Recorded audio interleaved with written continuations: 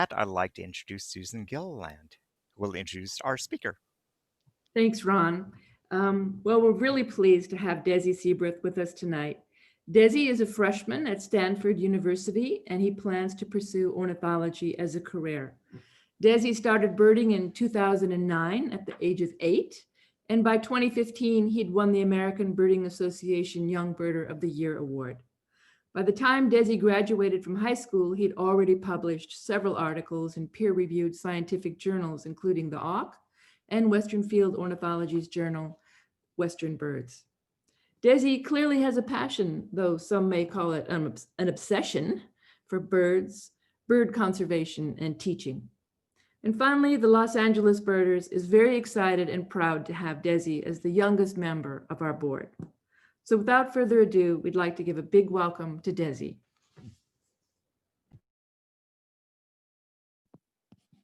All right, thank you, Susan. I'll start sharing my screen.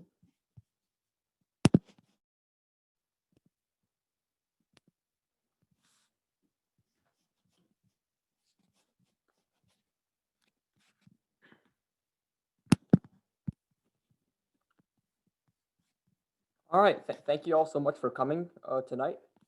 Today, I'll be speaking on the identification of hummingbirds within California, with a specific emphasis on the female types that are often quite tricky to identify.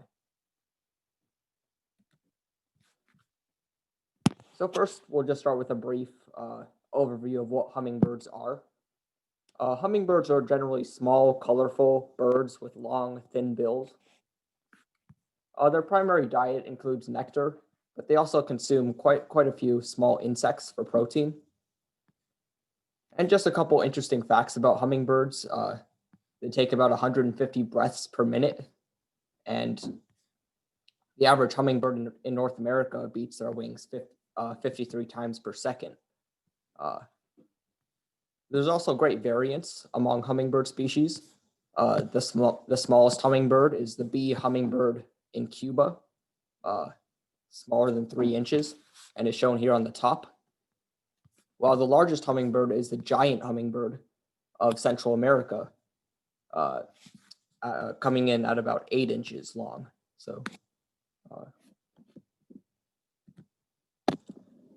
But today we'll just focus on the species that occur regularly within California. And there are 6 species that are very important to know that occur regularly in California. These 6 species, in approximate order of abundance, are the Andes Hummingbird, the Allens Hummingbird, the Blackjack Hummingbird, the Costa's Hummingbird, the Rufus Hummingbird, and the Calliope Hummingbird.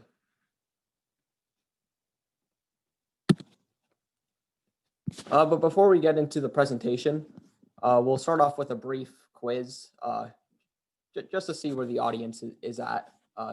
Don't feel any pressure to get these right, but hopefully you can get these right by the end of the talk. So Ron could launch the poll.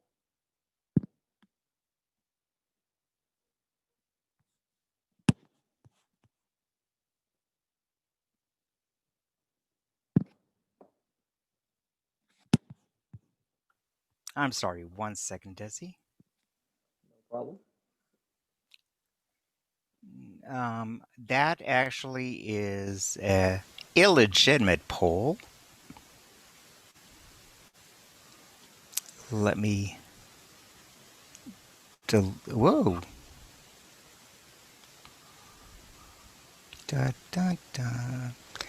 Okay. Here is polling question number 1. Here we go. And you have 15 seconds to identify this bird.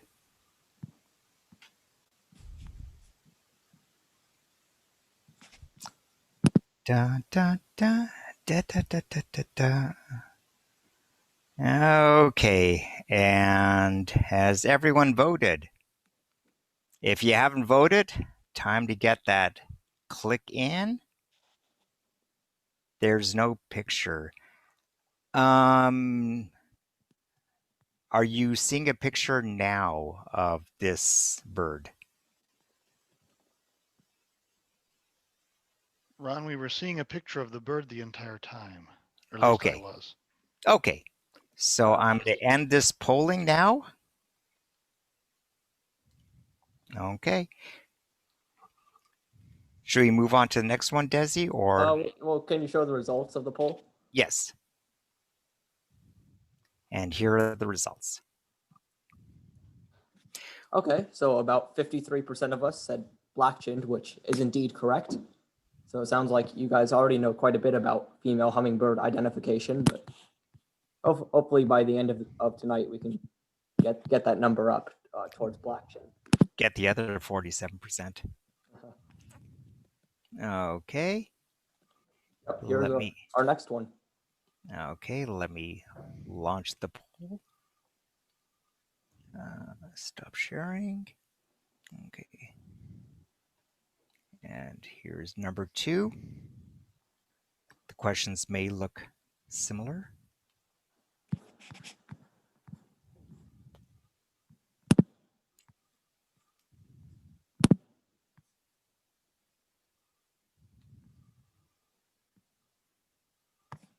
Dun, dun, dun.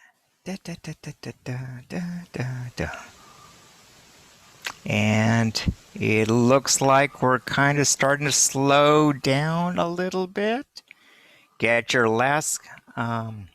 Okay, so Adelaide, you can see the. I can see the pole, but not the bird. If the pole itself is blocking your view, you can grab the top bar of the pole and move it to one side or the other. And with that, I'm gonna end this poll. And here are the results, Desi.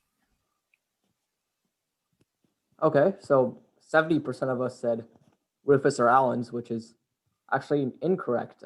These are actually Calliope hummingbirds. And hopefully we can improve on that as the talk progresses. Cool. Okay. The third poll is up and running, and here you go.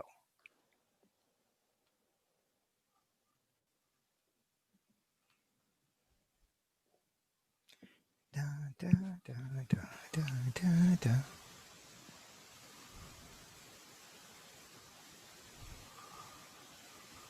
Well, it seems like we are getting, I think people are pretty much nailing this one. Last few seconds, get that final click in, and poll ended.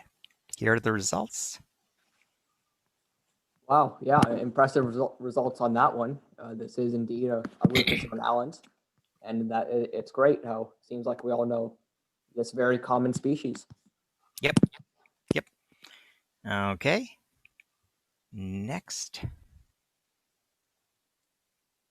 This is a male, just to throw a male in here because okay. It's important to know these two.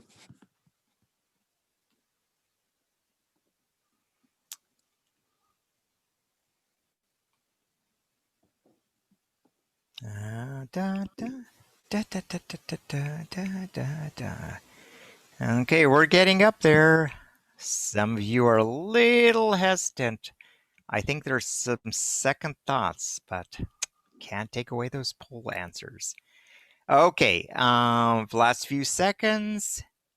3, 2, 1, and here you go, Desi.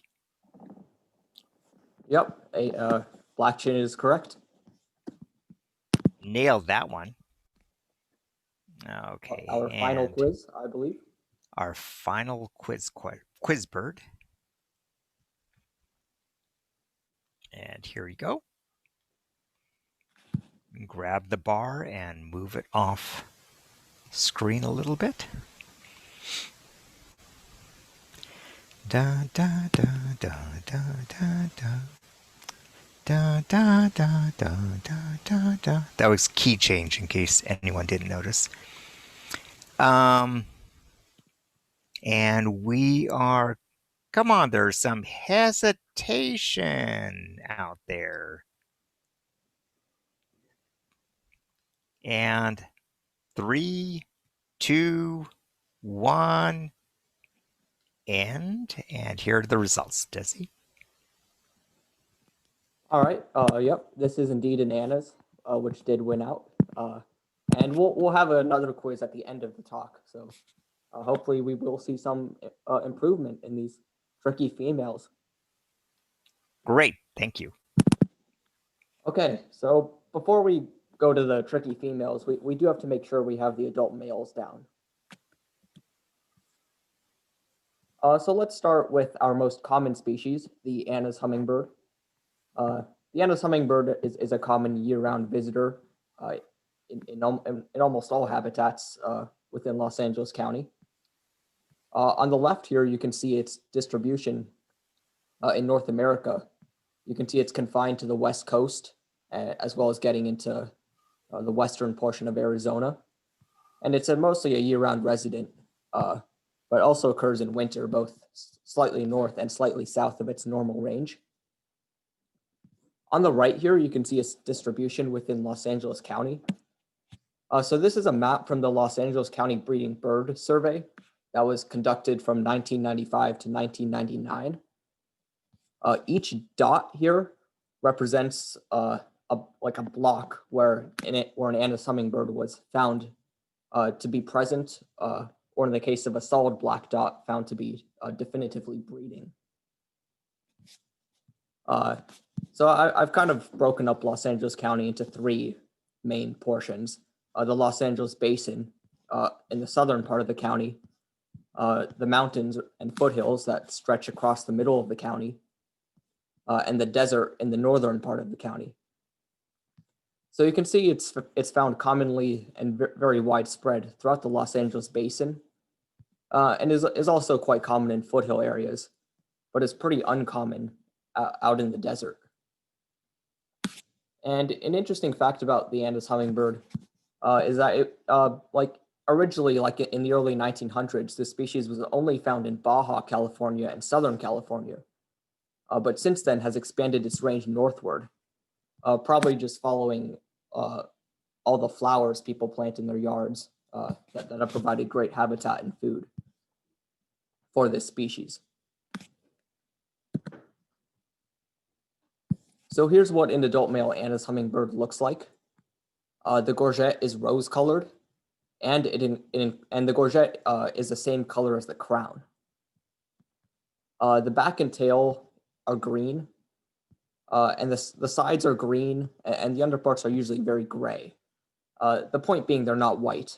On the rightmost photo, the underparts look more gray, and on the left one, they look more green. But the point is that they're not white. Our next species is the Allens Hummingbird. The Allens Hummingbird is a common year-round visitor in the Los Angeles Basin. This map on the left here, again, shows its distribution throughout the entirety of its range. There are actually two subspecies of the Allens Hummingbird, Sassin and Sedentarius. Sassin is migratory, breeding in central and northern California up to southern Oregon, and then wintering down here in central Mexico. While Sedentarius, as its name suggests, is sedentary, it does not migrate and is found here in Southern California. On the right here, you can see its distribution within Los Angeles County. Again, this is a map from the Los Angeles County Breeding Bird Survey. You can see it's rather widespread in the Los Angeles Basin. But since the survey was done in the late 1990s, the Allens hummingbird has expanded its range significantly and has become more common in areas that were previously reported.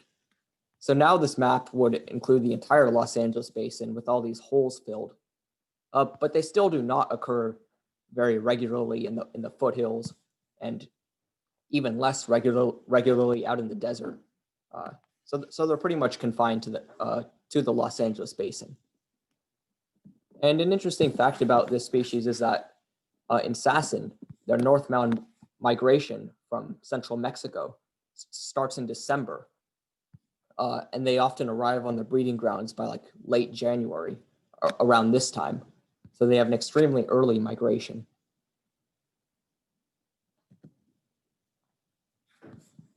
Here's what an adult male Allens hummingbird looks like. The gorget is orange and the crown is green.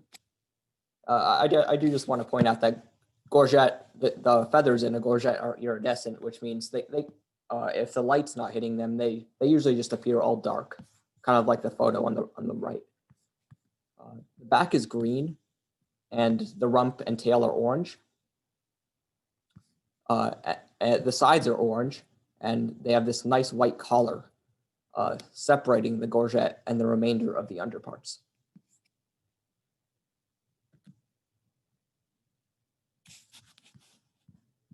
The next species we'll take a look at is the black-chinned hummingbird. This is a fairly common summer resident in foothill and riparian areas within Los Angeles County. On the left here, you can see it's pretty widespread throughout the southwestern United States, and that they winter in western Mexico.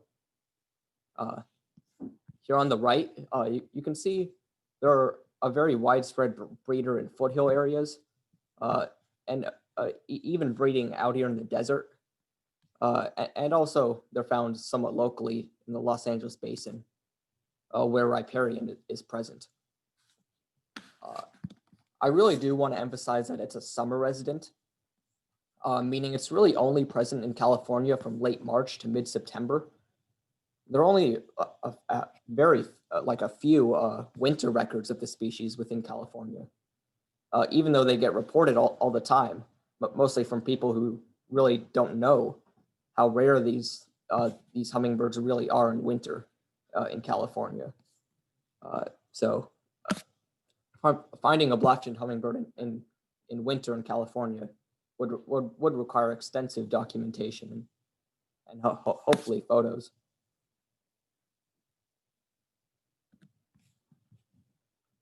Here's what an adult male black-chinned hummingbird looks like. The lower portion of the gorget is purple, though it often appears all dark, like the photo on the right. There's a white necklace below the gorget, pretty broad and often very distinctive at long range. The underparts are white. If we go back to the Andes hummingbird, you remember they were kind of grayish, but these underparts are quite white overall. Now we'll take a look at the Costa's hummingbird.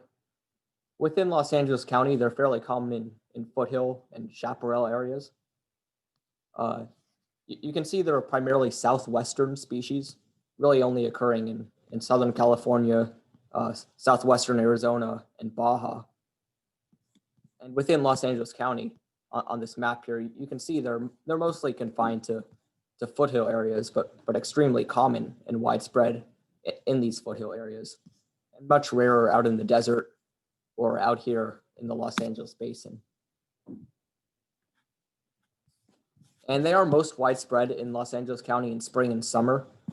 They're more uncommon in winter, but they certainly do winter in Los Angeles County, unlike the black-chinned hummingbird.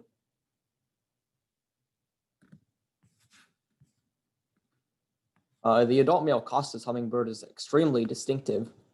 Its gorget is purple with these flares extending down the side that are very, very beautiful and very distinctive.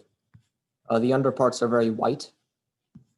And on the photo on the right here, you can see there's this white line behind the eye, extending from behind the eye that separate the gorget and the crown.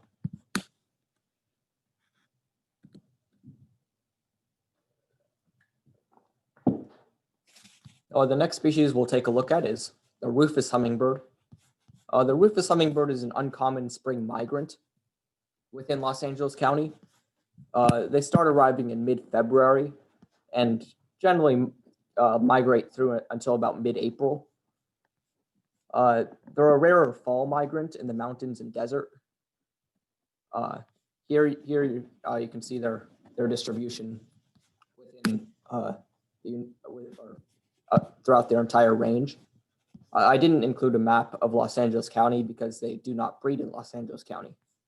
You can see they breed south to like far northern California and into Oregon and throughout the Pacific Northwest. and they winter down here in Mexico. These are the northernmost breeding hummingbirds in the world, breeding up here in southeastern Alaska.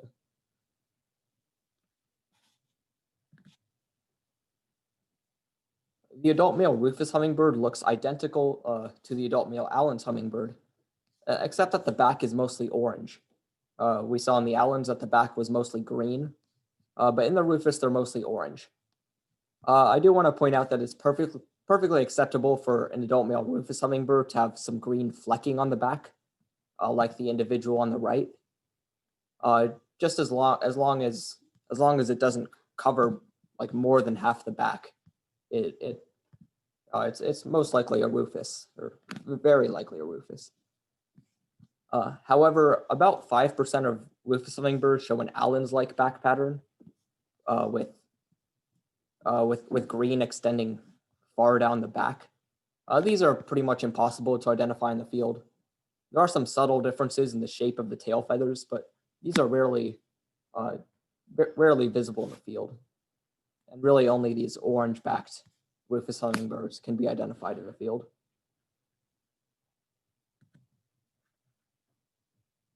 The final species we'll take a look at is the Calliope Hummingbird. The Calliope Hummingbird is our rarest hummingbird. It's a rare spring migrant in pretty much all habitats, but especially in foothill areas.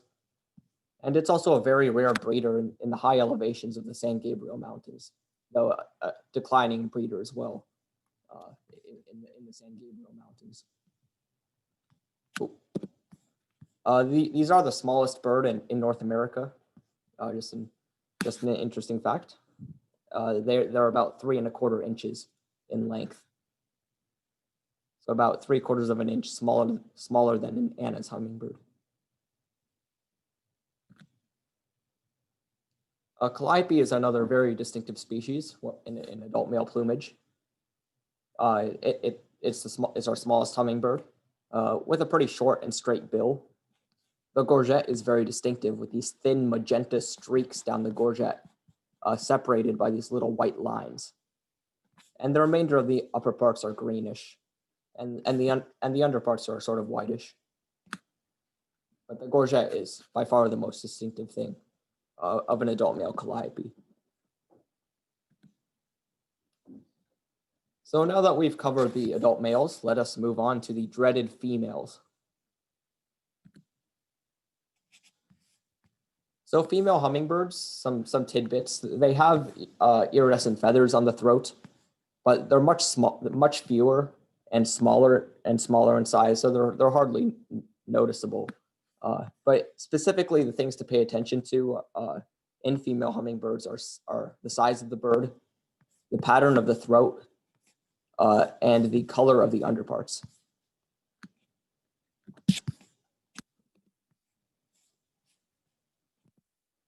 Here's a female Andes hummingbird. The key marks to look for are the large size. Andes is our largest hummingbird, though obviously size doesn't show in a photo. But the sides are greenish and the underparts are grayish, pretty much like the adult male. Point being, they're not white. The upper parts are green from the crown to the tail. And there'll always be some dark spots in the center of the throat, as you can see in this photo.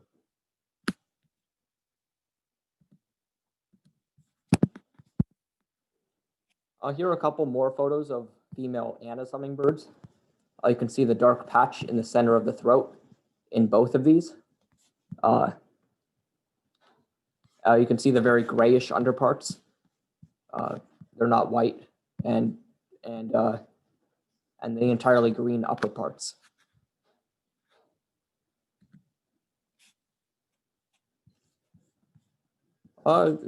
Here's a female Allens hummingbird. The key marks here are the orange on the sides. And above these orange sides is a bright white collar below the throat, separating the throat and the remainder of the underparts. If this bird were to spread its tail, you'd see a substantial amount of rufus in the tail. There's dense spotting in the throat. That's especially dense at the center of the throat. And it is not separable from a Rufus hummingbird in the field.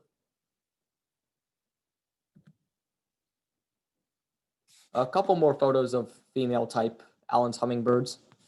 You can see the orange sides, and on this one you can see the orange in the tail. You can see the dark patch in the center of the throat.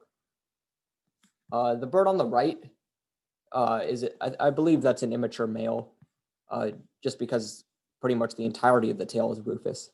But the point is pretty much the same with these nice orange sides, the white collar, and the dark spotting in the center of the throat.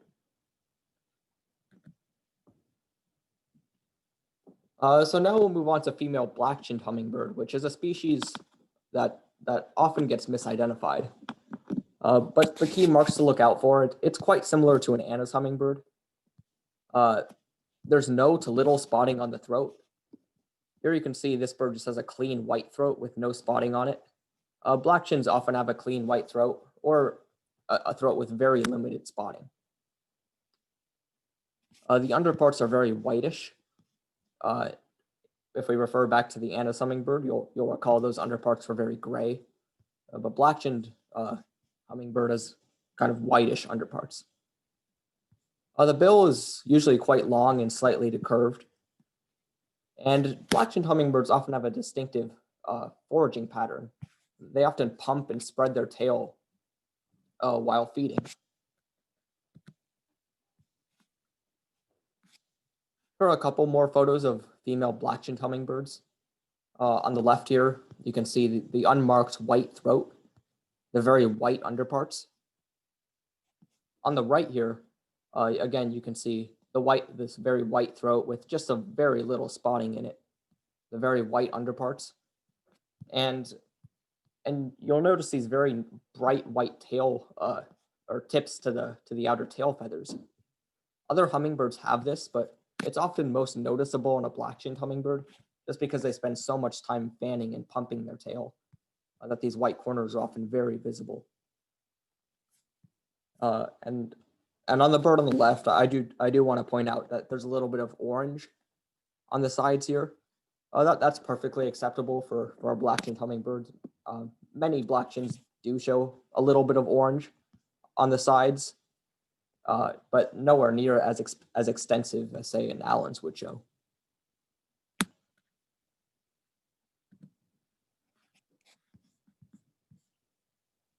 Now we'll move on to female Costa's hummingbird. These are quite similar to black-chinned and Andes hummingbirds, but the really key mark to look for is this little white stripe behind the eye. Well, like we saw in the adult male, though it's much more subtle on the female. So yeah, this little white stripe separating the throat and the crown. This white stripe often creates an isolated dark cheek patch, which is often noticeable. The throat is usually unmarked. The sides are often greenish, and the underparts are sort of a pale gray. A couple more photos of female Costas. In both of these photos, but especially on the one on the right, that white line creating that isolated dark cheek patch is visible. You can see the unmarked throat, and yeah, green upper parts from the crown to the tail, as in Andes and black-chinned.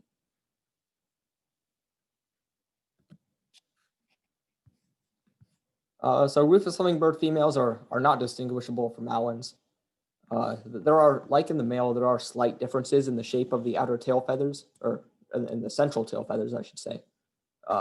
But these differences are almost never visible in the field, and really only visible with a bird in the hand. But on this bird, you can see all the marks of a female Allens. These buffy sides, the white collar, and the densely spotted throat, and the orange in the tail. So the last female species we'll take a look at is the Calliope Hummingbird. These are most similar to Rufus and Allens, but there are some key differences. If you take a look at the throat, there are some small spots throughout the throat that are evenly spaced throughout the throat in little like stripes almost, kind of like the male, but just on a much smaller and less distinct scale. So you can just see these tiny little spots extending throughout the throat, almost in a streak-like fashion. There's a buffy wash to the sides and underparts, as in Allens, but this buffy wash is often less bright. I would call the wash of an Allens, say like orange or Rufus, while I would call this more buffy. And also, there's a not very distinct white collar here, or even no real white collar separating the underparts and the throat. In the Allens Hummingbird, we saw this bright white collar, but that's replaced by buffy on a Calliope female. The wings are very long. If this bird were in profile, you'd see that these wings would extend at or often beyond the tip of the tail. And a diagnostic feature that is very hard to see, but is diagnostic for Calliope, is that there's a small white spot both behind and in front of the eye. Lots of hummingbirds show a white spot behind the eye, like black-chinned Andes. Pretty much all of them show a white spot behind the eye. But only Calliope shows a little white spot in front of the eye. So if you can see that is diagnostic for a Calliope, but it's often very hard to see, and I'd rely on other field marks when you're trying to pick out a Calliope.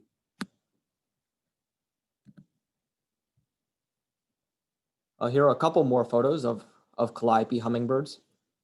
In both of these, you can see the nice small spots throughout the throat, almost in a streak-like fashion. You can see the buffy wash to the underparts. That's not super bright. You can see a lack of a collar, especially in the leftmost bird. No real white collar separating the throat and the underparts. Maybe a little more distinct here, but not as distinct as an Allens would show.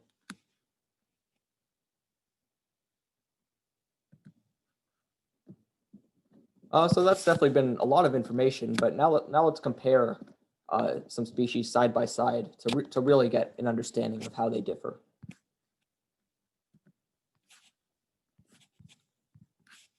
Well, first let's compare Andes and black-chinned. Andes has a dark patch in the center of the throat.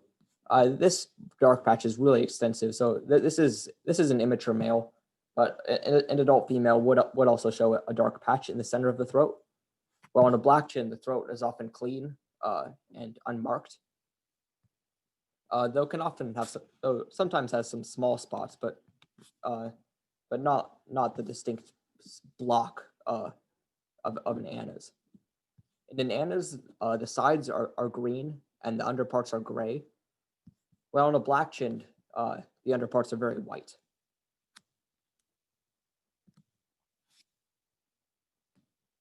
Comparing Andes and Costas, Andes again has that dark patch in the center of the throat, as you can see here, while Costa's often has a clean white unmarked throat. Andes has the white spot behind the eye, while Costa's has this white line behind the eye, creating that dark cheek.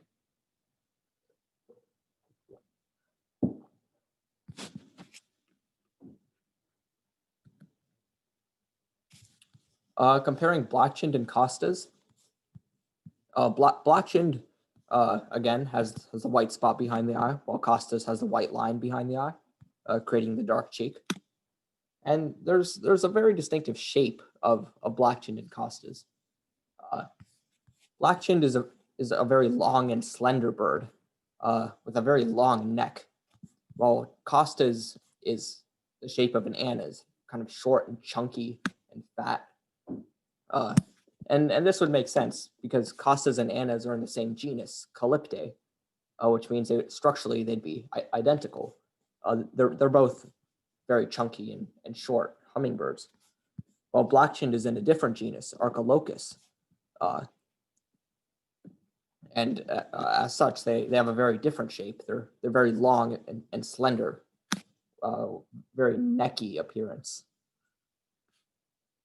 And also, black-chinned often has a slightly longer bill than a Costa's, but usually that field mark is only visible or discernible in the extreme individuals.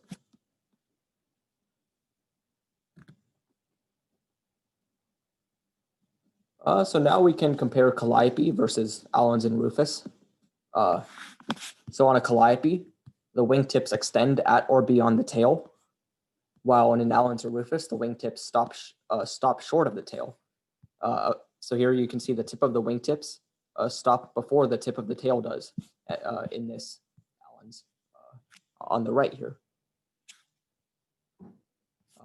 Calliope has this nice buffy wash to the underparts, while Allens or Rufus has this bright orangey wash to the sides. Calliope has a thin or a non-existent necklace, while Allens or Rufus has this big white necklace separating the throat and the remainder of the underparts. The throat pattern also differs, as I talked about earlier. Calliope has these really small spots, evenly spaced throughout the throat, while Allens or Rufus has these larger spots concentrated in the center of the throat.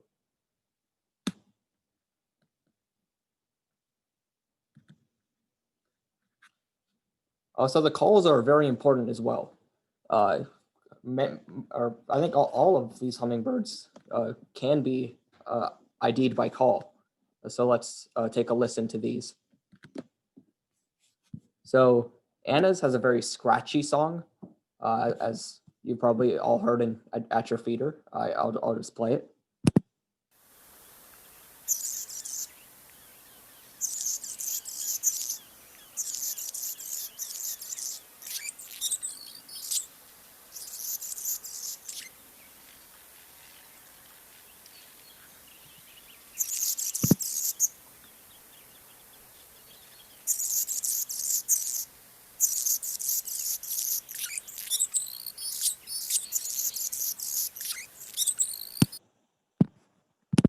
All right, so there's what an Andes sounds like.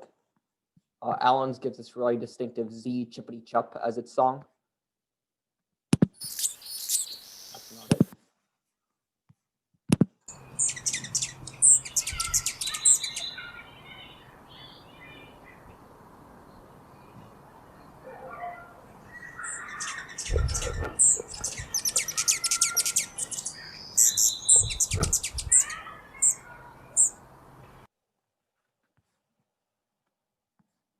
Black-chin gives us repeated chew call. That's quite distinctive. That's not it again.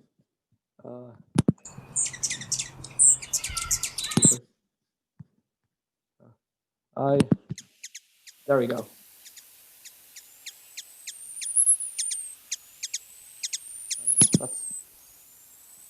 Nope. Okay, I'm gonna try and exit presenter mode. So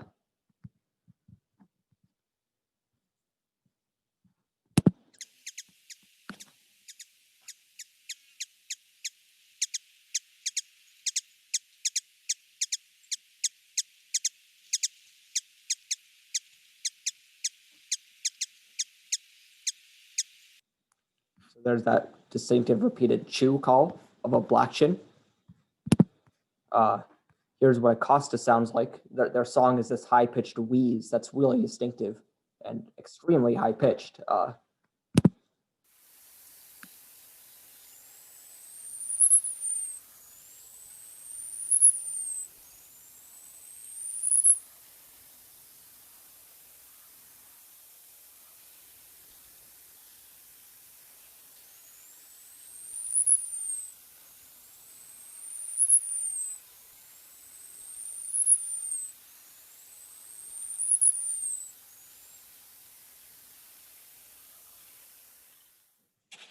So that's a very distinctive song that they give quite often.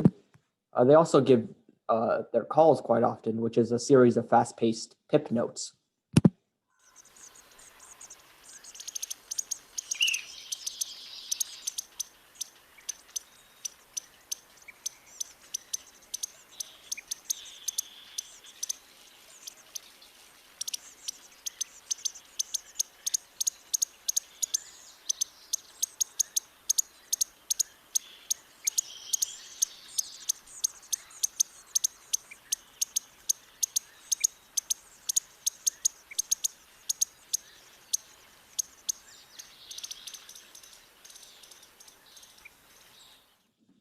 So there you heard those pip notes. There was also an ash-throated flycatcher in that recording. Rufus sounds identical to Allens, that distinctive Z chippity chup song. And Calliope rarely calls. I personally never heard a Calliope call. Apparently they give a similar high-pitched wheeze to Acosta's, but I don't think they call during migration all that often. So I wouldn't worry about it too much.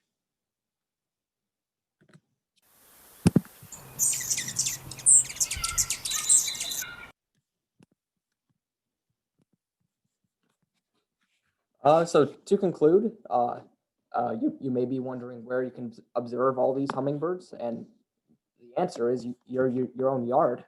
Just put up a hummingbird feeder, and I'm sure you'll get at least Andes and Allens, if not more than that. I've personally had 5 species of hummingbirds at my feeder, and it's perfectly acceptable not to identify every hummingbird you see. I mean, they're often very fast flying. You often get very poor looks at them. So it's perfectly acceptable to just put it down as hummingbird spa if you're not confident about your identification. And not every hummingbird can even be identified. I mean, some Blackchins and Costas look extremely similar to each other. So it's perfectly okay to have hummingbird spa in your eBird checklists.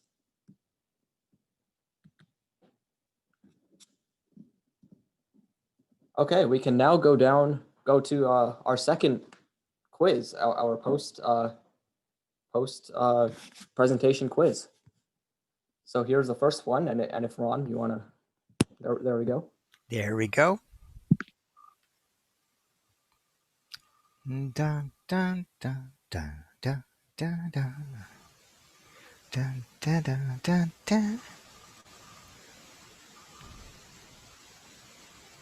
And we are, come on, get those last few clicks in, please. And we're ending the polling in 3, 2, and 1. And Dessi, here you go. Great. Yeah, 78% of us said Costa, which is indeed correct. All right. Yeah, I think this is the only photo of the presentation that's mine. I took this at Hansen Dam, and hence the poor quality of it. But yeah, on this photo, you can see that nice white line extending from behind the eye, behind the cheek, and creating that nice dark cheek patch. The throat is unmarked and white, eliminating an Anna's. The underparts are also whiter than an Anna's hummingbird would be. And black-chinned, I eliminated solely based on the white line extending from behind the eye. Great. And I also heard this bird call. That was how I was first alerted to it. It was giving those those fast-paced pip notes that Costas often give. Great. All right. And here's the question.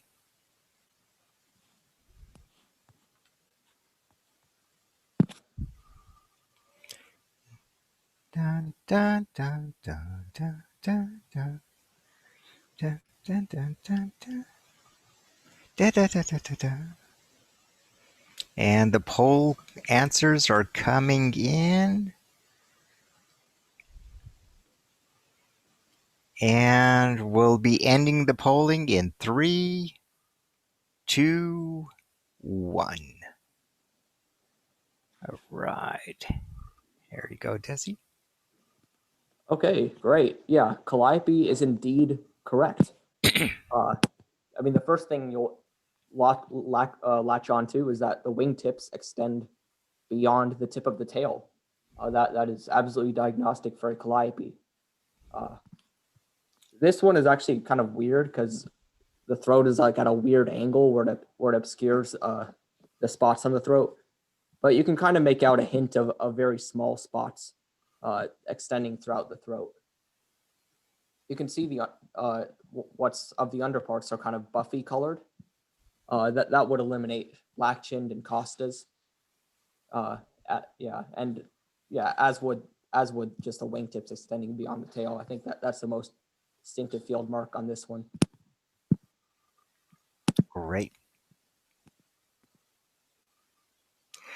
Oh, excuse me. Oops. Okay. And here we go. And the poll is up.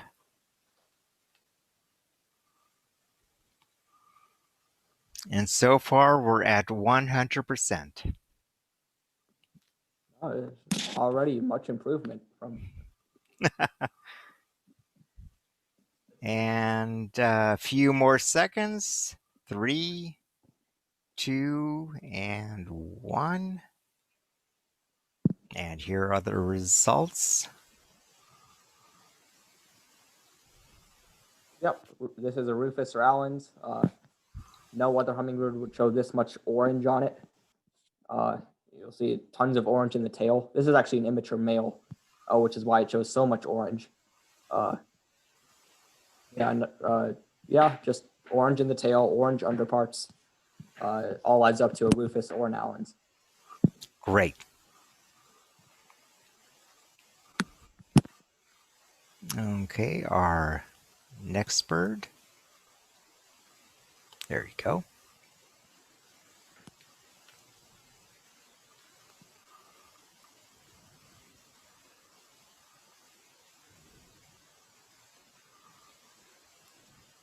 Dun, dun, dun, dun, dun, dun, dun. Dun, dun, dun, dun, dun. And I think we have a little hesitancy on this one, but people are starting to come back in. And 3 more seconds. 2, 1. Last click and end poll. Here we go, Dessi. Yes, 61% said Calliope, which is indeed correct. You'll notice this might be an immature male because of the dense spotting here. But you can see these nice thin streaks of very small spots extending throughout the throat. The underparts are definitely washed buffy. This individual has a lot less buffy than the average Calliope does, but these are quite variable. But yeah, I would think the confusion species would be black-chinned, just because of how little buffy this bird shows. But yeah, a black-chin would never show these nice thin streaks of spots throughout the throat. And also you can see the little white spot in front of the eye. Great. Okay, and our final bird. There we go. And the poll is up.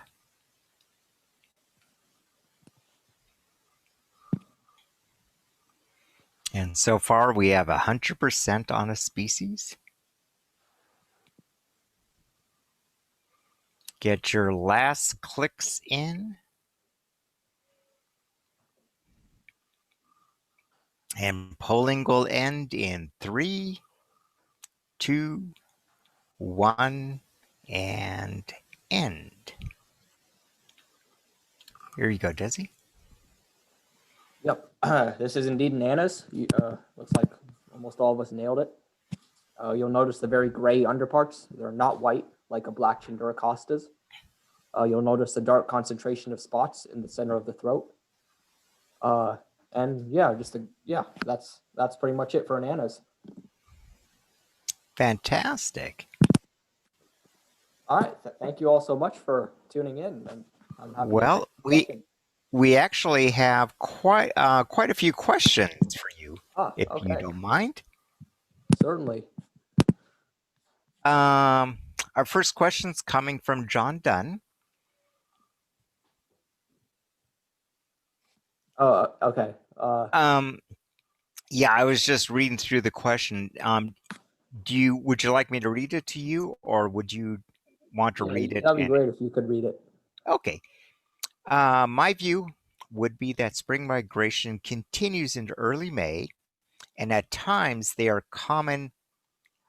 John must be referring to a specific slide for this one. I think he's talking about Rufus Hummingbird. Okay. I can go back to that.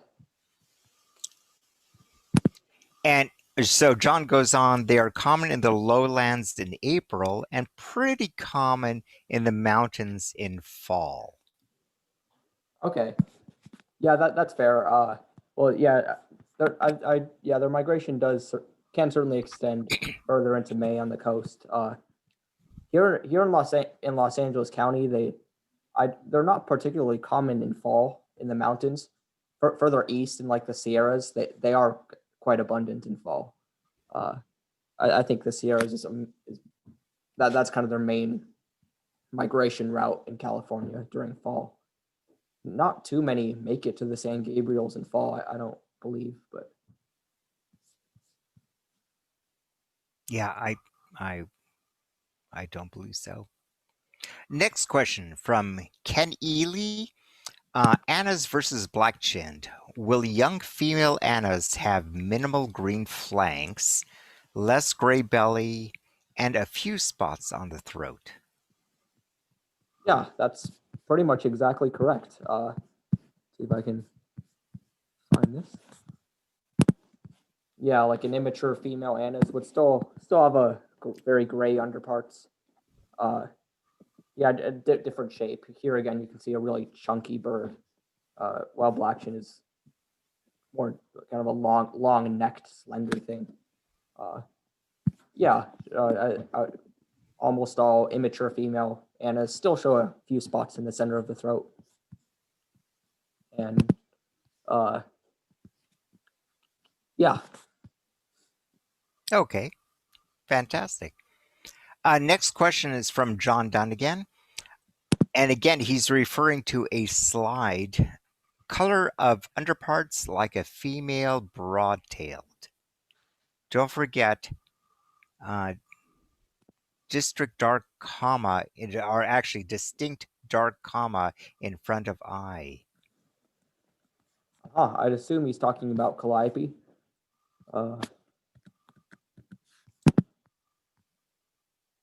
There you go.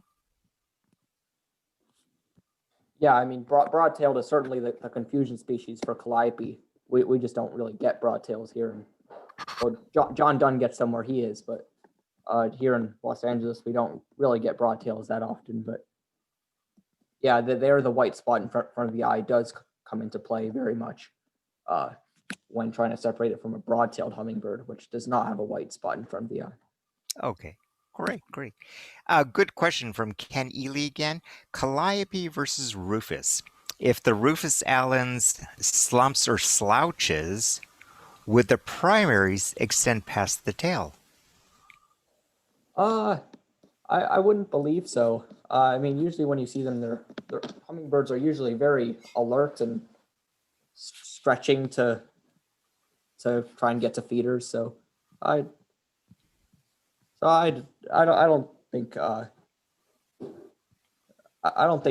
Rufus or an Allens would ever really show wingtips extending beyond the tail.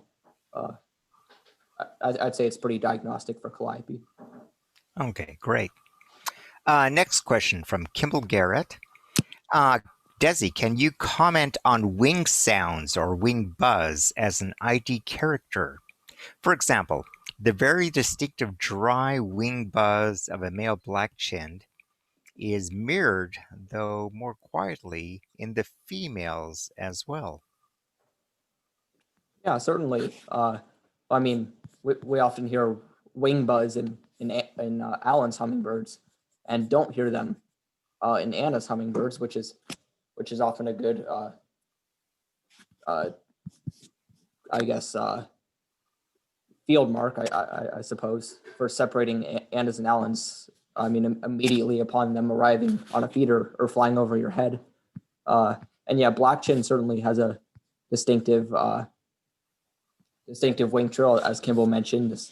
Not really sure how to explain it, but yeah, a dry, pretty loud wing buzz in the male, and as Kimball said, slightly less distinct in the female. Yeah. Great, great. Next from John Dunn, John wanted to point out that on Calliope, the dark comma shows with also white line coming up over the bill. Yeah, so I believe he's referring to this area of the bird right here. Right. The white spot just before the bill, and there's a little white extending up over the bill, which I suppose is distinctive. Yep. From Jim Curry, how diagnostic is the mating dive to separate Allens and Rufus? I have no idea. That's a good question. I do know they are different, but I have no idea if they can give if they can do that, because usually I don't know. Rufus migrate through here, but do we get some mating dives from Rufus as they migrate? I don't believe I've ever seen a Rufus do a wing dive. So I'm not sure of that. I'll have to look into that. Thank you. From Mickey Dyke, do the females call? Yeah. I mean, they certainly give the calls. Like a female Costas would give like those pip calls, and a female black-chinned would give the chew calls. I'm not sure if females sing like an Anna's Hummingbird scratchy song. I'm not sure if a female could give that. That's another thing I'll have to look into. Okay, sounds good. From our live stream, William excuse me if I'm mispronouncing it, Tyrer, asks, how have migration patterns changed with urban development in LA? That's a good question. I mean, I've only been birding for less than 10 years, so I haven't distinctly noticed any distinct patterns of change. Well, you pointed one out with from the Breeding Bird Atlas for Allens, Rufus? Yeah, for Allens, yeah, they have certainly increased or Allens have certainly increased in the Los Angeles basin. I think that's mostly just because of people planting more flowers in their yards, and attracting more hummingbirds. So I'd assume the resident hummingbirds have probably increased. I feel like Calliope has maybe decreased. I mean, they've certainly decreased their breeding range in the San Gabriel Mountains. Fantastic. From Laura Singh, again, forgive me if I mispronounce names, but do male hummingbirds often defend a food source? I've seen one of my male hummingbirds defend one of my feeders. Most certainly do. Yeah, they're extremely aggressive. I mean, especially Allen's hummingbirds I mean, they'll defend feeders, flowers. Yeah, so even though Allen's hummingbirds are smaller than an Anna's hummingbird, I would say they are more aggressive in their defense of a flower patch or say a feeder. Sounds good. From Brenda, and Brenda, unfortunately, your last name is cut off a bit. So from Brenda, is the J pop sound of the Anna's tail sound considered a display or defending a territory? I'd assume it's a display. Allens give that tail pop sound as well when they're doing that U-shaped display, and at the end of their long flight, they pop their tail to stop. So yeah, I would assume it has to do with display. Okay. From John and Erica Rutherford, do the terms dive, wing buzz, and shuttle refer to the same thing? I've never heard the term shuttle, so I'm not completely sure what that refers to. But yeah, no, well, wing buzz is whenever they fly, they give a wing buzz. Like, yeah, if an Allens would fly right over your head, even if it's not displaying, it'll show wing buzz. The terms dive indicate some sort of display, like the elaborate displays that hummingbirds do.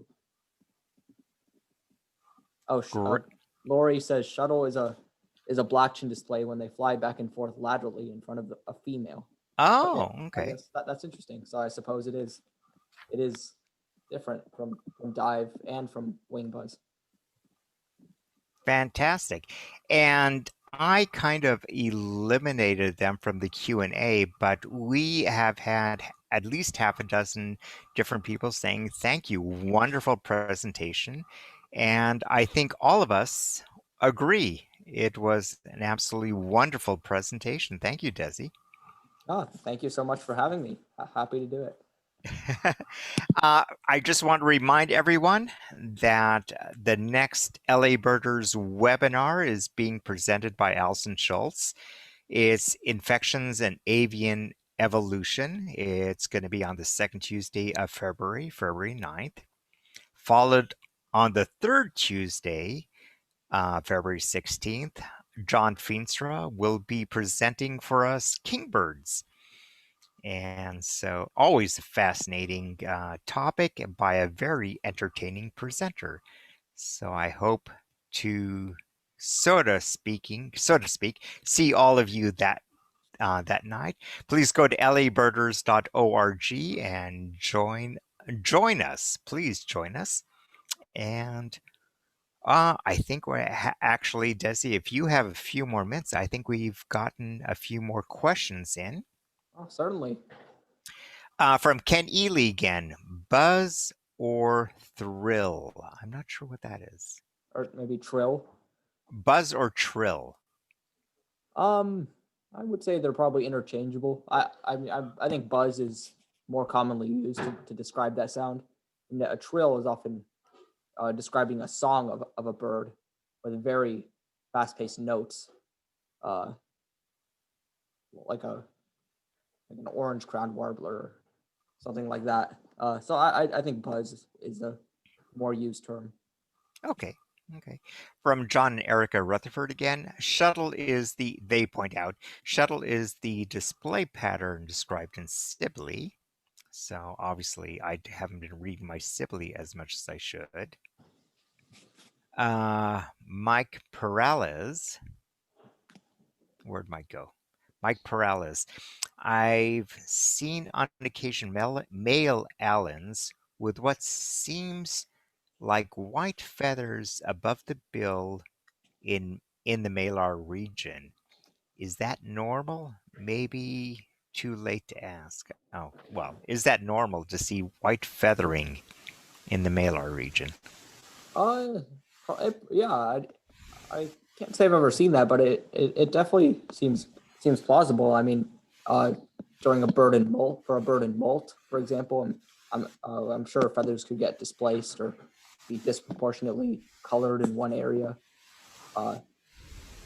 Yeah, I'd assume it's probably all due to molt and probably mostly in the immature males. Okay. Where their throat feathers are just starting to come in and are really patchy. Okay, sounds good. And finally, from Lori Conrad, again, she also points out that shuttle is a black crown display when they fly back and forth laterally in front of a female. Thank you very much, Lori. And Any other questions for our guest speaker, Dessi Seiberth, before he flies back up to Stanford and gets on his second semester? Well, actually, he'll be pixelating up to Stanford to get on his second semester. And not seeing any more. Once again, thank you very much, Dessi. We really appreciate you presenting on female hummers for us. And I hope to see everyone at our next webinar. And with that, thank you very much. Good night. Thank you very much, Dessi, and good night. Thank you, Desi.